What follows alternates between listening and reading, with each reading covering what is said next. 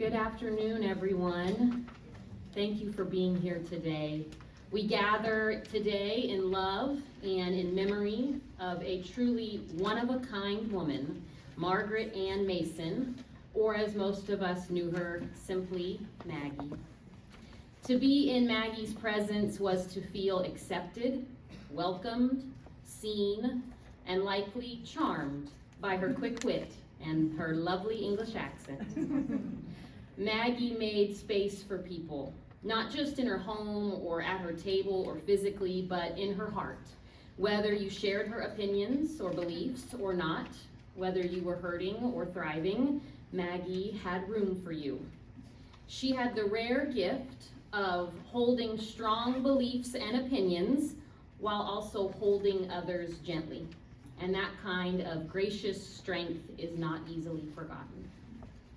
Today, we remember Maggie with full hearts.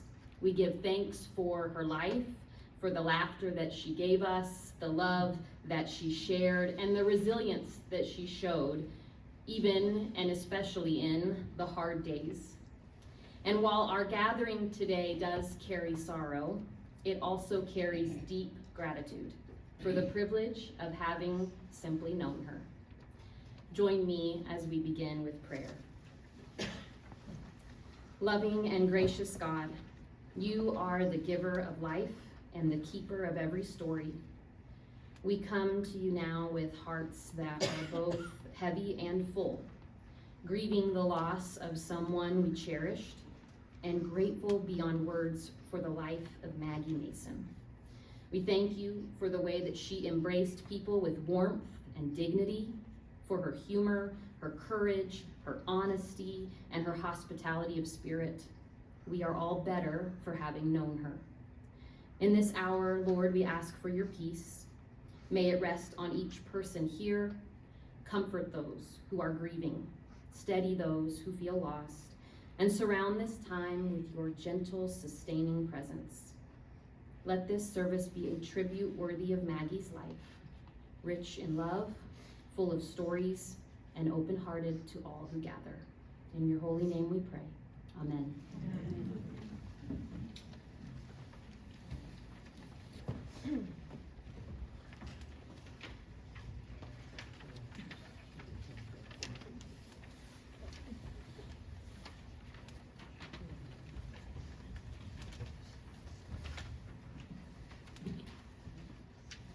Psalm 23.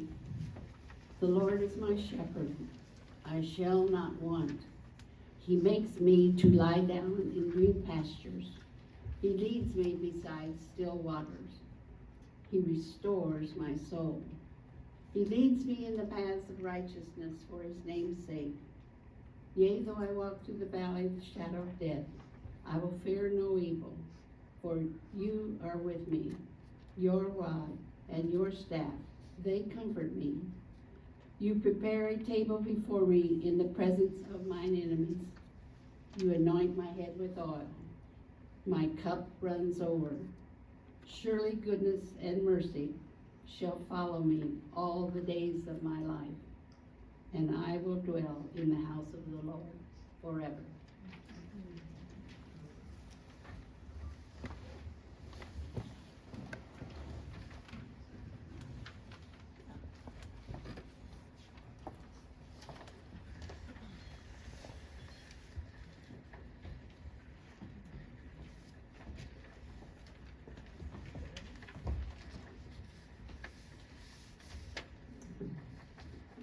Hello, my name is Peter. I'm one of Maggie's grandsons. Margaret Ann Mason, lovingly known as Maggie, or in my case as Grandma Darling, was born on September 16, 1930 on the British Army base on the island of Malta to Major William and Florence Griffiths. She was the fourth of 6 children and is survived by her youngest sister, Frances Walker of Kent, England. Maggie passed away on March 21st, 2025 in Lenexa, Kansas, at the age of 94. Her life was a testament to devotion, kindness, and an unyielding spirit of adventure.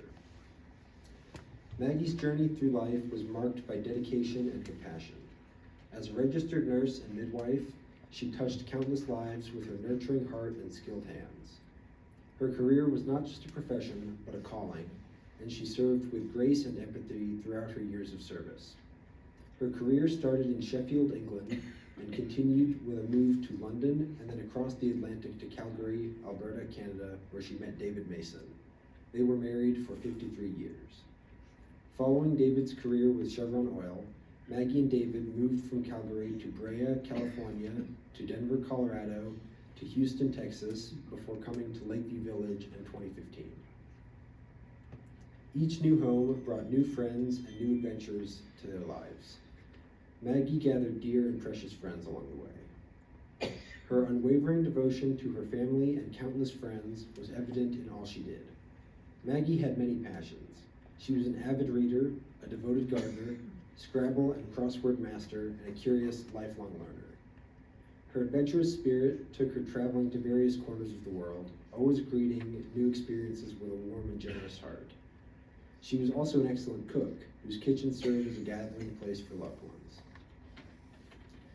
Maggie felt absolute joy swimming, biking, and hiking, rain or shine, through nature's beauty and sharing these moments with those closest to her. Maggie was preceded in death by her beloved husband, David Mason.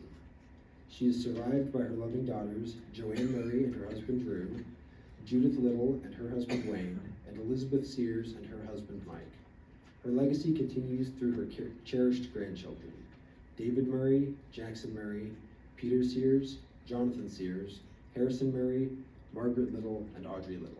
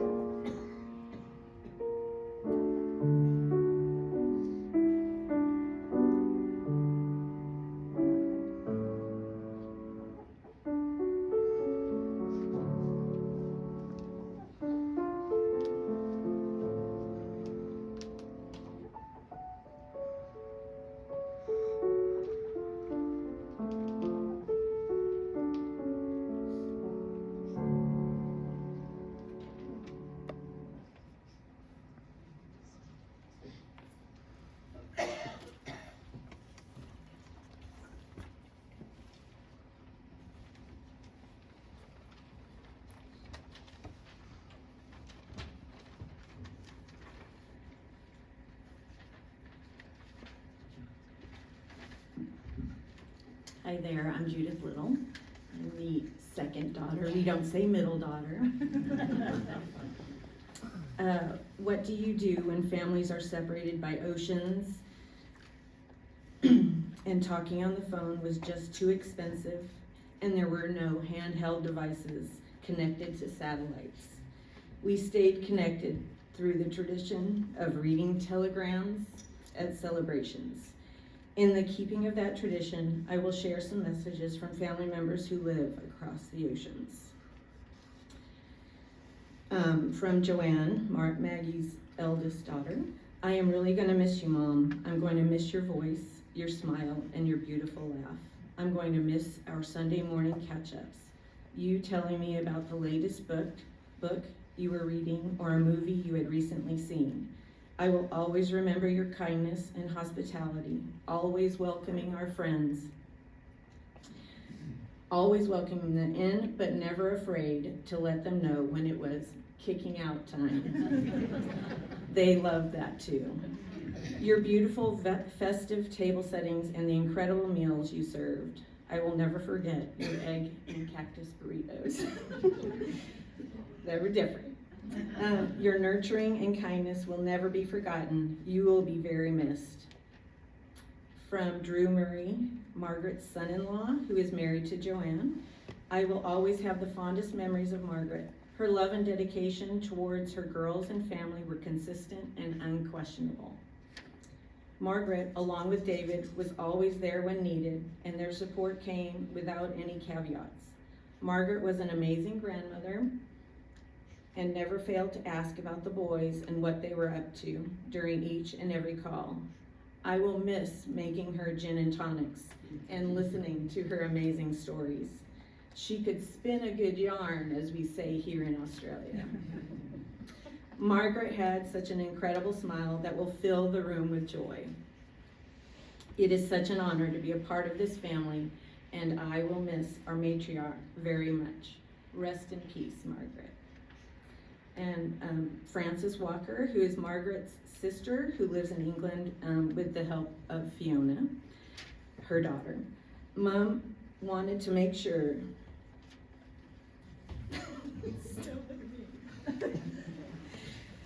Mom wanted to make sure that you knew what a wonderful big sister Margaret was to her and how much she missed her.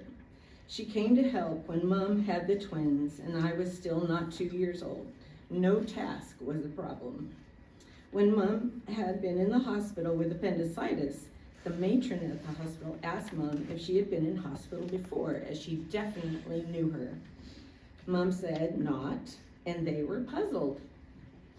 The matron finally worked out that Mom was Margaret's little sister, saying Margaret was the best little nurse that she'd ever trained. Mom got special treatment after that. I'm sure you know what a special lady she was. Everyone will always remember her wonderful smile. Take care, and sending lots of love from England.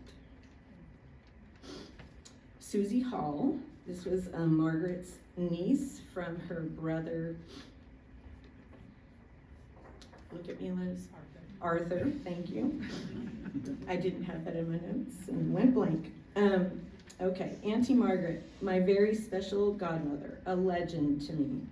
From childhood, I loved Auntie Margaret's big smile and her laughter, which I can still hear. It seemed to me, even from an early age, that it was some kind of honor to have her as a special person in my life. And so it turned out to be. Indeed, she made it her business to make me feel special in return. I particularly remember Auntie Margaret taking me a couple of times to the art gallery in Sheffield. She must have noted my early interest in painting and art. The important thing was that she took me out on my own, without siblings or without my parents. What a treat, never to be forgotten, although the paintings themselves are long forgotten. But there is one story from an earlier time that she and Auntie Frances told me that has a somewhat negative ring. They were, as teenage aunties, babysitting for us, and one of them dropped an iron, so they told me, on my head. Well, I seem to have survived a long time, and I think they probably got more of a shock than I did. Her special pictures embroidered and framed for me for my 21st birthday are still in pride of place, still treasured 58 years later.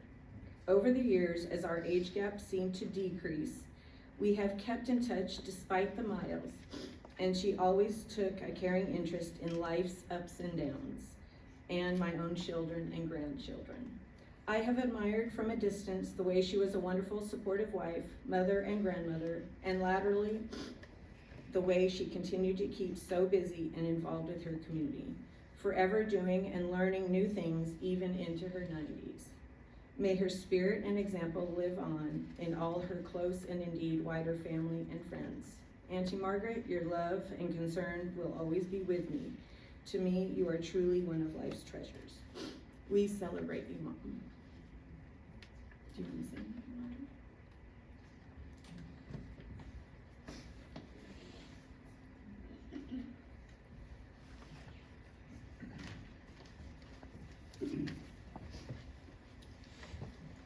Maggie Mason, what a beautiful and remarkable life. Maggie was turning 90 and was walking outside of Southridge when Dick Weaver and I met her and said hello. Hi, Maggie, was our greeting. How are you? Well, I'm not doing well. So Dick and I both began to query her on what was going on. She shared, well, it's a long story.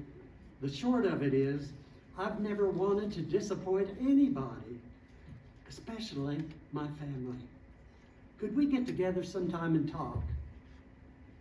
Of course, we'd like that, we told her. And so we did.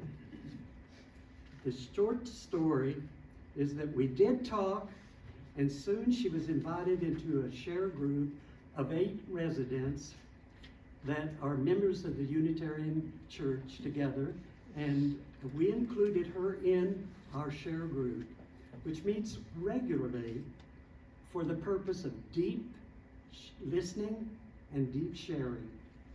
We call ourselves the Heart and Soul group. At first, Maggie was quite hesitant.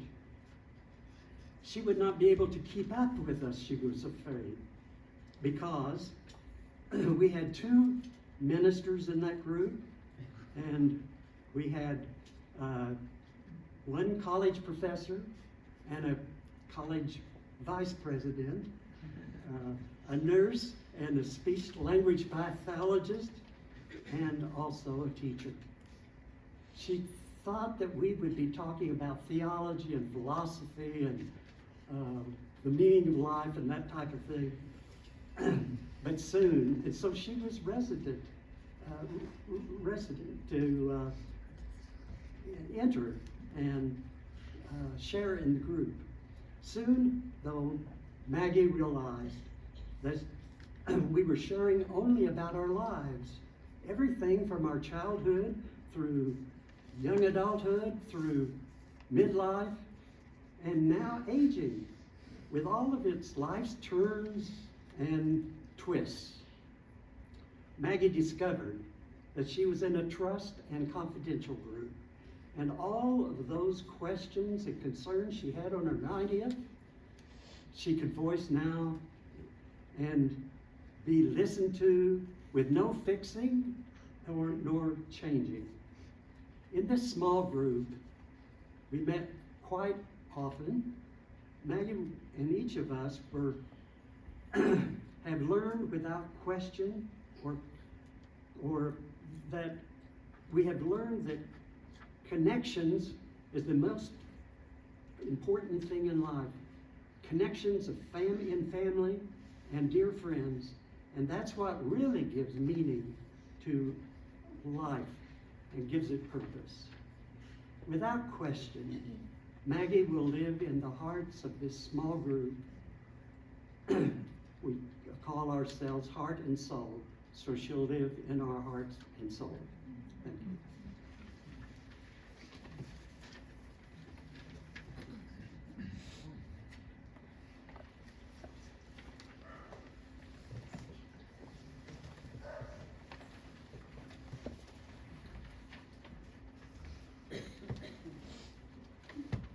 Thought I was going to have strength, people. There's no strength here. Thank you, John. Yeah. Thank you all for being with us here today. When Mom and Dad were living in Houston, I remember Christmas Eve, Mom would turn on NPR to listen to lessons and carols from King College Chapel in Cambridge, England. This was a service that was started by one of the chaplains after World War II and designed to bring hope to the hurting who had lived and lost during that horrible war. And I think also it was meaningful to my mom because her father had served in World War I. In that tradition of hope, as we celebrate Mom, I have been reminiscing. Having her here at Lakeview was a gift to me and my family since I had lived apart from my parents most of my adult life. So sharing daily life with her these last 10 years has given me a renewed perspective, and I want to share with you some of the lessons she has taught me through how she lived. Number 1, make friends and nurture them. Oh, how Mom thrived in this area. Even with moving around, Mom collected friends wherever she was. She stayed in touch with her brother and sisters, nieces and nephews on a regular basis. She stayed friends with Pam, her best friend from childhood, for over 80 years. Just up till her last Christmas, Mom handwrote personal Christmas letters to friends and family in Canada, Colorado, California, Houston, and here in Kansas City. And just so you know, she kept track on who returned. And I have the book, so be aware. But for her, it just wasn't a chore, it was a joy. She loved talking on the phone. God rest Everfast for their debacle these last few months, those of you who live here. Because she just loved to wish someone a happy birthday or just chit-chat about the latest activities or the book she was reading, and she valued your friendships. Number 2, be a lifelong learner. Secretarial school, which she hated, but she did to honor her father. But I also found a certificate recently where she could type 80 words a minute on a manual typewriter, people. I was like, holy mackerel. I can't do that on a computer. So, nursing college, midwifery, which she loved, sewing lessons, Girl Scouts, book group, Herb Society, Garden Club, a trip to an elder hostel to learn how to watercolor paint, and Cooks Without Borders. She even started knitting again at the age of 90. Mom was always learning. She loved to read, try new things, do the crossword and the puzzle page every day until the Kansas City Star started charging more for the puzzle page. So I was in awe when she told me she was taking John Young's AI class. I was like, I haven't even taken a class on AI at Lakeview University. She enjoyed the group discussions with the Smooch friends, and she set an example for us to try new things, to grow and learn. Number 3, practice hospitality. When my parents moved to Lakeview, there were few items that wouldn't fit in their new place at Southridge. And we discovered that my sisters and I all wanted the dining room table. You'd think we would fight about other things, we didn't fight, but the dining room table. It's not a fancy table, but this table moved with Mom and Dad to every home. As we were collecting photos, picture after picture, Thanksgivings, birthdays, Christmas, friends visiting from overseas, family dinner nights, night after night were around this table. Mom always welcomed our friends and family and guests into our home. Holidays were when friends became family. Mom knew how to throw a party, and she loved gathering people together. She loved her Southridge groups, dinners with friends, making new friends, and always finding another happy hour to share a gin and tonic. Number 4, remember, feelings are. Life is not always easy, and growing old is not for the faint of heart. But it's okay to feel how you're feeling. Mom would be frustrated, but she would recognize her situation and admit feelings are. Happy, sad, joyful, lonely, frustrated. Life is a mixture of it all. She would admit it and step forward, not ignoring her feelings, but acknowledging it's all a part of life. Number 5, declaring that you are over the moon. I can hear her saying that now. Mom treasured joys of life. She kept small mementos all around her. A plant from a friend, a tiny nativity from her grandson Jackson, a little polar bear that Jonathan gave her out of his Happy Meal, That kid's 22, by the way, and he doesn't eat Happy Meals anymore. Birthday cards, diamond art sun catchers from Audrey and Margaret. She was over the moon that Dad's fossil fish was now hanging in her grandson David's house in Australia. She treasured phone calls with her sister and friends near and far. She would often say to me, "I am over the moon, so-and-so came to visit me today." She would stop to admire the beauty of a flower or the children from the preschool playing in the courtyard. She truly appreciated the simple gifts that life gave. I promise it's not like 20 pages, but. Number 6, go on an adventure. Mom loved telling us about the holiday where she bicycled around the southern coast of England. She and Dad loved hiking in the Rocky Mountains, both in Canada and Colorado. She loved hearing about trips my sisters and I took and even looked at the vacation pictures. As you can see from the photos, she loved being outside, walking, swimming, breathing in fresh air, even as she had to use her walker or the wheelchair, or when we would just go for a drive in the afternoon around Kansas City. She loved the sunshine on her face and the wind in her hair. Number 7, seek God. We didn't go to church as a family growing up, but we were never discouraged from seeking God. Mom was drawn to the community of church and the people of God. She faithfully read her devotion books each day and prayed. She attended Bible study with her friends in Houston and was part of the United Methodist Church up the street from her home. And she loved being part of her Smooch community. That's the Unitarian Universalist. I'm sorry, John, I was going to get it wrong. Here at Lakeview. And when she could no longer go to their services, the services here at Lakeview with Sarah Jo. She never claimed to have it all figured out, but she was always seeking. Number 8, love your family. She loved us with all her heart. Of course, it started with Dad, who she loved dearly. She wanted to know the details of our lives and of her grandchildren. She never stopped worrying about us. Even in her last days, she told us to love our husbands and children dearly. And number 9, be thankful. Mom was so thankful for the life that she lived. In her words, I'd had good innings, which is a cricket term, by the way, not an American baseball term. And if she were standing here, she would say thank you to each person in this room. Thank you for your friendship, for caring for her, for sharing meals, a fine wine, and a laugh or two. And I thank you for welcoming my parents into the Lakeview community, for making this last chapter wonderful. And I especially want to thank the Care Center staff and residents for all the loving care that we received in the last few days.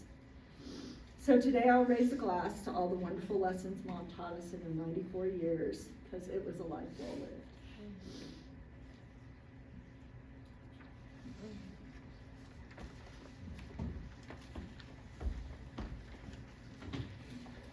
Beautiful sharing from family and friends. Thank you for that.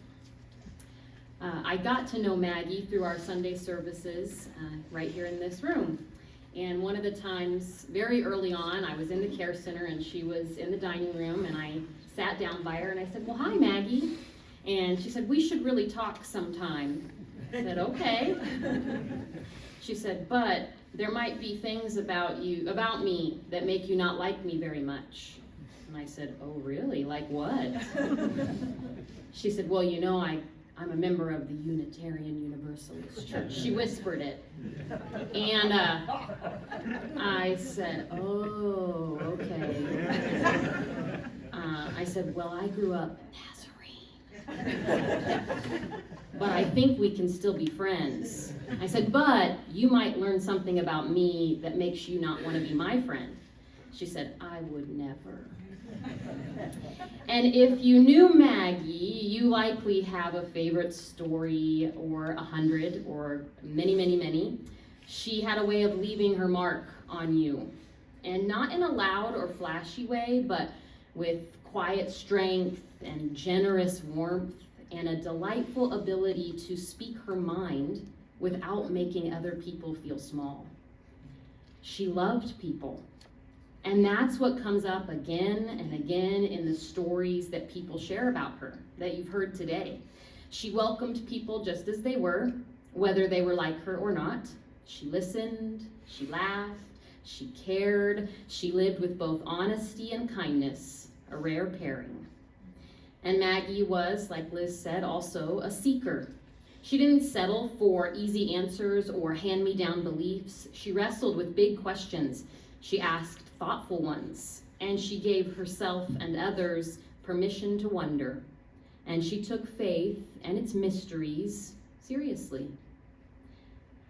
And despite all of the questions, she still came to this church service every Sunday.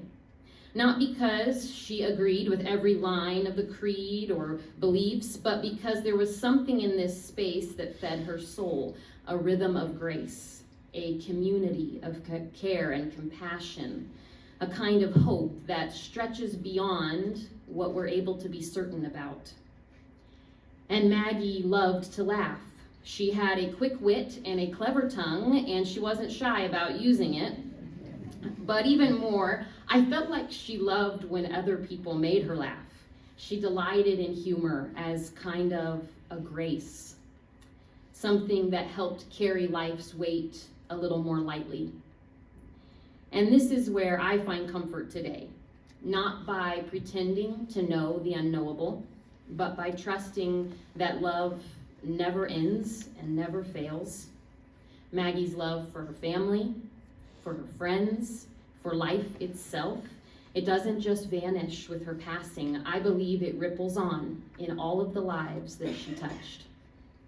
And for those grieving today, wondering how to move forward, maybe Maggie's life can still guide all of us. Maybe we honor her best by practicing what she did so naturally, by welcoming others with open arms, by laughing even when life is hard, by holding space for difference and refusing to let it divide us, by showing up again and again and again with love. She would want all of us to keep living fully, bravely. She would want us to hold our memories close and treasure them, but to hold one another and treasure one another even more. And I believe that even now, somehow, some way, love still holds her. Let's close in prayer. Dear God of all seasons, we thank you for this time to remember and to give thanks for Maggie's life. We are so grateful for the joy that she brought into this world, for the fierceness and passion with which she loved her people, for her humor, for her compassion, for her fearless and gentle honesty. I ask now that you would bless each person here, wrapping them in your comfort, filling them with peace, and reminding them often of the beautiful soul we knew in Maggie. May her memory live on as a blessing, a steady light in our hearts and our minds, and may her legacy of love continue on in each of us. Amen. Before we conclude, I want to invite all of you to stay for the happy hour following the service. Something Maggie was as faithful to as Sunday service. So whether for the good company, a glass of wine, or the simple joy of a shared table, happy hour was one of Maggie's favorite rituals. So, in Maggie's spirit, let's continue celebrating with good stories, raised glasses, and the kind of joy that keeps grief company. You are warmly welcome to join us at this time. Thank you for being here today.